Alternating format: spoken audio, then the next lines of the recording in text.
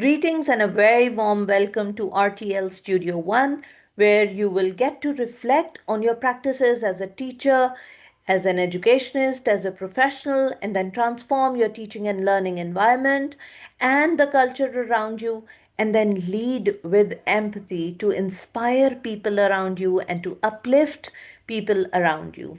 So, our today's session will be focusing on forming foundations, where we will learn how to build classrooms where every student thrives and is meaningfully engaged as well. So if you like today's session, please subscribe to RTL Studio, Reflect, Transform, and Lead Studio One. So let's begin with our first session on forming foundations. What comes to your mind when you think of forming foundations? Then take a moment to reflect and think about your classroom setup. So think about a plant or a tree without roots. Do you think that the plant or the tree will bear fruit, will bear flowers, or will be able to stay upright? Think about the structure of a building. Do you think a building will be able to stay upright if the foundations are not laid right, if the foundations are shaky? The same applies to the students, the little ones that are under our care. And if the foundations are not set right at the beginning of this new school year or in the beginning of their educational journey, then we cannot expect these children to grow into independent and confident individuals. So it is very important that these foundations are shaped right, so that their entire learning experience becomes meaningful and engaging. Okay, why do the first few weeks matter? The first few weeks matter a lot. Because they have an impact on the entire journey of a child within that classroom and even beyond. So the first impressions last for quite some time. So it's not just about when the new school year begins. It is not just about covering the content. It is actually about building the foundations. That is why most of the schools have their icebreaker activities in the very beginning, so that the students get to know their teachers, the teachers also get to know their students, they understand how will the learning environment be shaped. So, meeting fundamental needs. What are the basic needs that must be met? We'll be talking about Maslow's hierarchy of needs, and that is what is very, very important that we need to understand before we begin with teaching the content. So, it is very important to build a safe and a well structured environment where every child feels included in the classroom, where every child feels heard and seen and respected and loved by their teacher, by their peers. There's no bullying around. And if this is taken care of, then it doesn't just help manage the behavior of the children. It actually helps meet the fundamental needs of a child, which in turn helps them grow, shape their personality, and helps them grow into a confident and independent individual. Okay, so there are four needs that must be met so that the students are ready to learn. The first is the need for safety. The second is the need for belonging. The third is the need for competence. And the fourth is the need for autonomy.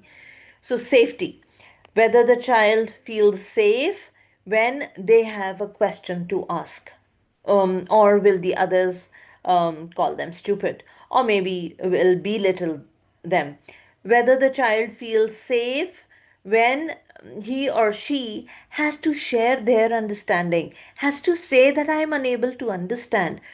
So, that kind of environment should be built so that the child feels safe inside the classroom and doesn't doesn't feel that he or she will be bullied or made fun of later on.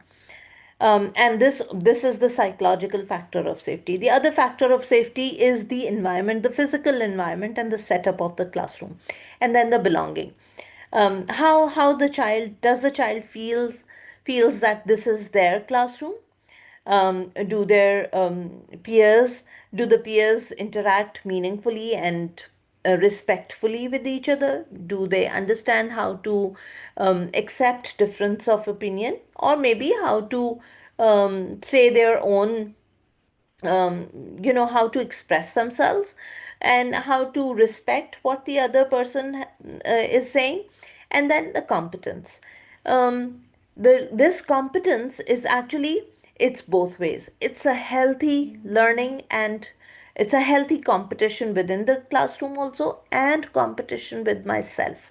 The child should know that we're talking about self competence. That is really important for them, that they understand that self competence, that that is something that we are expecting from them, that they should reflect on their practices. What How are they studying today? Are they becoming a better student today than yesterday?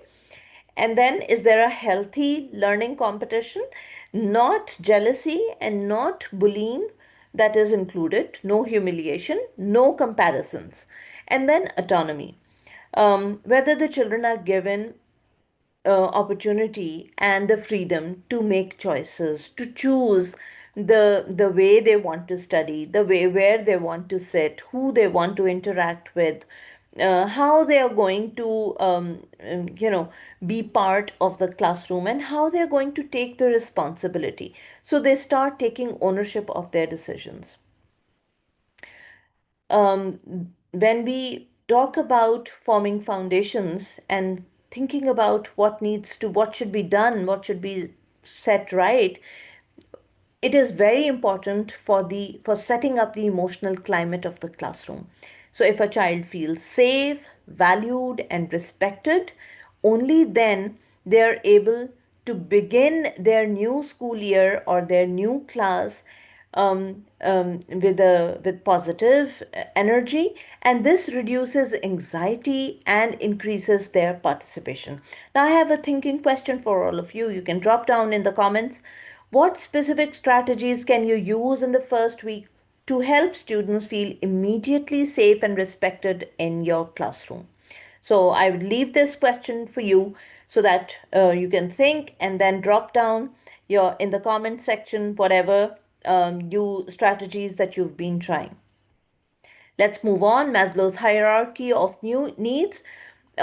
This hierarchy suggests and poses that if a child's basic needs are not met, then the child cannot be expected to reach the stage of self-actualization, where you find the children being creative, become problem solvers, be respectful with their to people around them, and they understand their purpose and the meaning of life for them. So the basic needs, as outlined by Maslow, are the physiological needs, the need for food and water and clothing and sleep, and the place where they are, that safety of that place, the safety and security, family, immediate family, and then the classroom environment. All of that shapes the personality of a child, and then the love and the belonging. And then this all of this, the love, and then when they feel valued in the environment where they are, they feel that they're being heard, that their voices matter. This adds on to their self esteem. This makes it stronger, and which leads to the stage of self actualization. So I would like all of you to take out a piece of paper and divide it into 5 levels of Maslow's hierarchy. For each level, write down 2 to 3 specific classroom practices you currently use or plan to implement. Share your list with a colleague and discuss where you might need to strengthen your approach. With this, we come to the end of session one. I would reiterate the question that I've posed here. I'm leaving you on this note because it is very rightly said that we must Maslow before we bloom. So think about that very powerful phrase, Maslow before bloom, and then come up with different strategies and share in the comments. I'll see you again in the next session. Thank you very much. Please do subscribe and do share your comments. Thank you very much.